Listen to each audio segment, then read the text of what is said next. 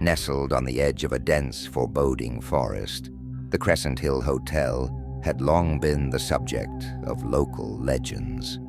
Built in the late 1800s, it had once been a luxurious retreat for the wealthy, but after a series of tragic events, including unexplained disappearances and a fire that claimed the lives of several guests, it fell into disrepair. Now, the hotel stood as a crumbling relic, shrouded in an eerie mist that clung to the ground like a phantom veil.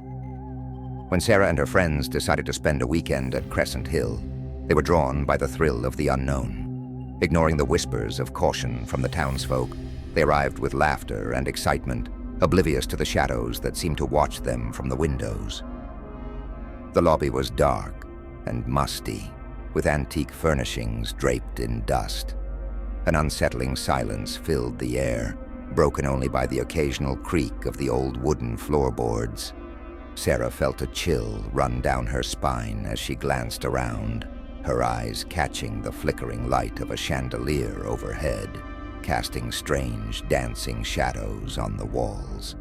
After checking in, they were shown to their room on the 3rd floor, a suite with faded wallpaper and an old-fashioned 4-poster bed.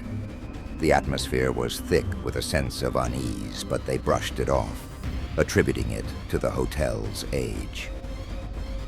As night fell, the friends gathered in the room, sharing ghost stories and laughing nervously. But as the clock struck midnight, the mood shifted.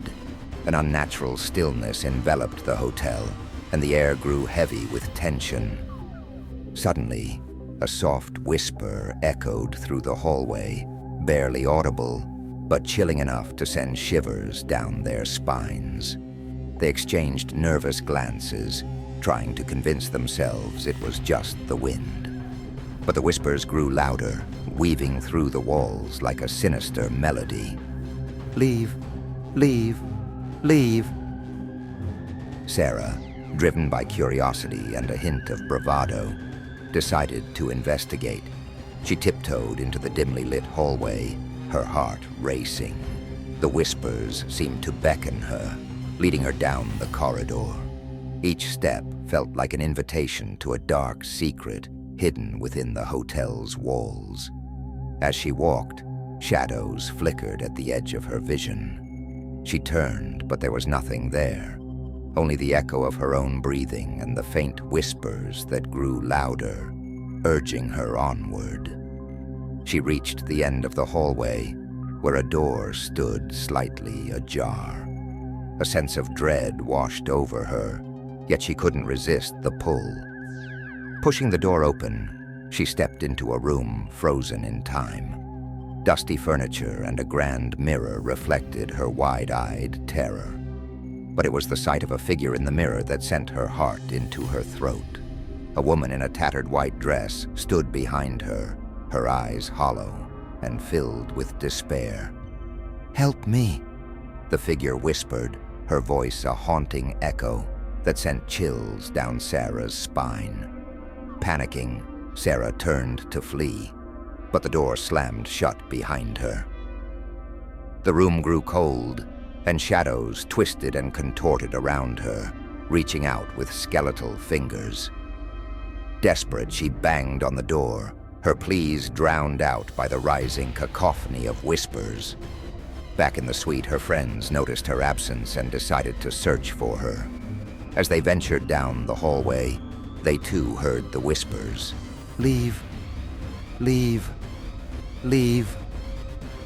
The shadows seemed to shift and move, coiling around them like living entities, blocking their path. They found the door to the room where Sarah had disappeared, but it was locked tight. Panic set in as they banged on the door, shouting her name. Then a sudden silence fell over the hallway, and the door creaked open, revealing the empty room. "Sarah?" one of her friends called, but there was only the oppressive silence. A cold breeze swept through the room, carrying the whispers with it. "She's gone," they realized, their hearts sinking. Meanwhile, Sarah was trapped in a nightmarish limbo, her mind racing as she tried to comprehend the entity before her. "What do you want?" she cried out, desperation creeping into her voice. The figure raised a hand, revealing a locket that glinted in the dim light. "Find it. The truth," she whispered, her voice fading into the shadows, and just like that, she vanished, leaving Sarah alone in the suffocating darkness. Desperate to escape, Sarah began to search for the locket, hoping it would lead her to the truth and a way out. The hotel seemed alive with whispers, guiding her through the twisted hallways and long-forgotten rooms filled with remnants of past guests.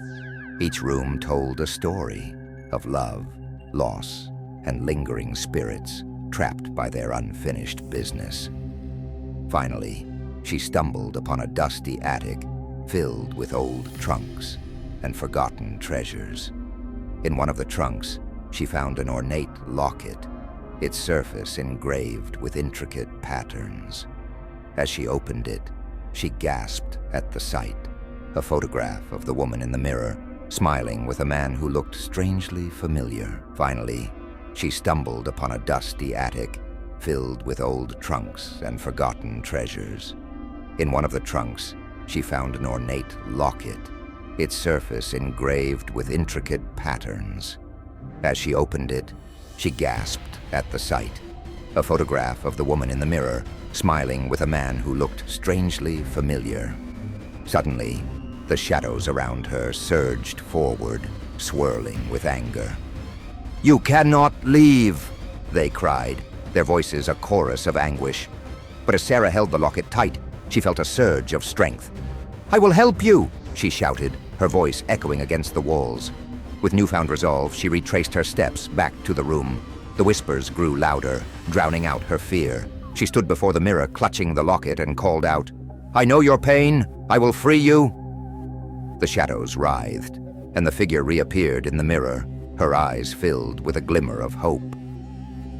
As Sarah placed the locket on the dresser, the room erupted with light, and the oppressive darkness began to lift. The whispers transformed into a harmonious melody, and the shadows receded, revealing the woman in her full form. "Thank you," the woman whispered, her voice now gentle. "You have set me free." With that, the hotel began to tremble, and the walls around Sarah started to dissolve into mist. She felt a pull, and in an instant, she was back in the suite, her friends standing around her, wide-eyed and terrified. "Sarah!" they exclaimed, rushing to her side. "What happened?" But as Sarah glanced back at the hotel, she could see it transforming. The decay and shadows lifted, revealing a glimpse of its former grandeur. The whispers faded, replaced by an eerie silence that felt almost peaceful. The Crescent Hill Hotel stood as a reminder of the past, a place where spirits could finally find solace. And as they drove away, Sarah knew that the whispers would linger in her memory, a haunting echo of the bond between the living and the lost, forever woven into the fabric of the hotel's history. I can hear the chain drag along the floor. But who? What drags it? I know. Maybe it wasn't the smartest idea to take that bet to spend the night alone in that Gothic-looking castle beside the cemetery near the cave with all the bats, built centuries ago on what used to be a swamp, the one none of the tourist guides mention, despite the fact there's a freaking castle in the middle of this small Midwestern American town, and the town itself is best known for its unexplained disappearances and history of witch trials. Yeah. Okay. Well, I did it. And here I am. Did I mention it's midnight? Hell, did I mention it's been midnight for the last 2.5 hours? Not sure how to explain that one. Guess my phone got hacked. That would also explain all the weird calls I've been getting. Static, children singing, screams, howls, vaguely cult-like threats. Very funny. I know it's you doing it. Don't think you have me fooled or scared, because you don't. Not for 1 minute. If that minute ever passes. Of course it'll pass.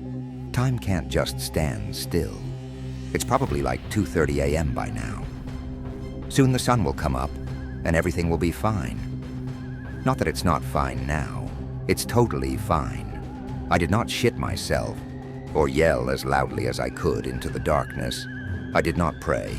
I took my pants and underwear off on purpose just 'cause.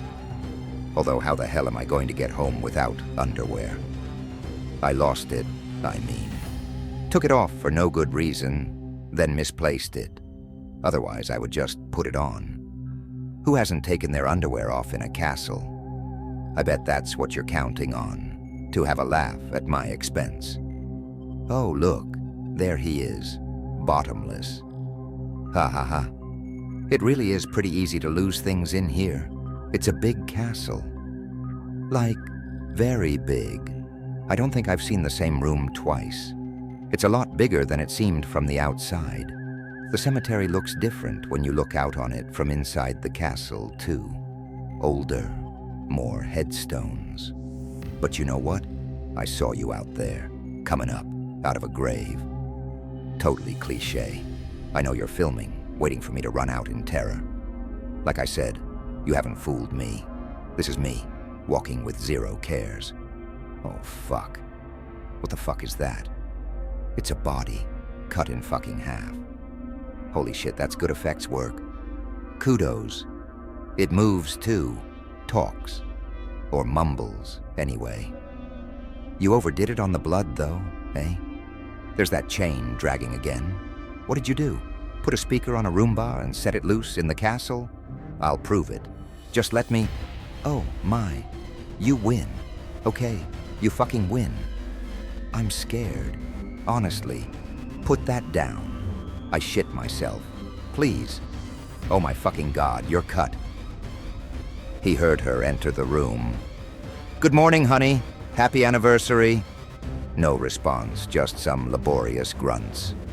He looked up from his book and bemusedly watched her lugging a heavy suitcase. I didn't know we were going on a trip. How thoughtful. No, I'm leaving you, she announced. I've met someone else. He laughed as he closed the book. Going off to live with Terry, are you? Her eyes opened wide. What the? How'd you know his name? Have you been going through my phone? He shook his head. Didn't need to. He furrowed his brow. Are you sure it's a good idea to date your dealer? You'd leave a loving husband for someone like that? Her jaw dropped. You knew about the drugs. Have you been going through my stuff? He sighed. Didn't need to. Well, it doesn't matter, she huffed. You're boring. I need excitement. And Terry gives me that. You could have brought this up sooner, he reminded her. Not wait until you've built up all this angst. How was I to know? It doesn't matter if you know, she roared. You still bore me to tears. I give you comfort and security, he declared. A lot of women would be thrilled to have so much. Not me, she retorted, grabbing her suitcase and marching to the front door. His shoulders slumped. I really don't know you at all, do I? She flung open the front door, then stopped cold. What the... There was nothing past the door but empty space. An odd background glow softened the black to a shade closer to charcoal. No wind blew. Where are we? She demanded, turning to look through a window, which showed a bucolic garden and a white picket fence. And how come I can see? She flung the window open to reveal the same murkiness. The peaceful image remained on the window. She turned to face him, eyes full of fear. What's going on? He smiled sadly. You're in purgatory. I'm in heaven. You don't remember anything, do you? She stood there, staring at him, not speaking. You really destroyed me in the divorce, he related. I drank myself to death 3 months after this day. Terry dumped you for someone younger, and you ended up homeless. I only lived a few days longer than you. They found you overdosed in an alleyway. She shivered involuntarily. So we're dead? He nodded somberly. I've been trying to rescue you ever since. Call me a fool, But I still love you. I try repeatedly to prevent you from moving on to hell, but it's been a waste of effort. She glared at him in shock. He continued, in all that time, you've never changed your mind. You just make the same self-destructive decision over and over. She looked around uneasily. How long has this been going on? He sobbed quietly. 126 years, today. She visibly blanched. He looked her straight in the eye. Happy anniversary, honey.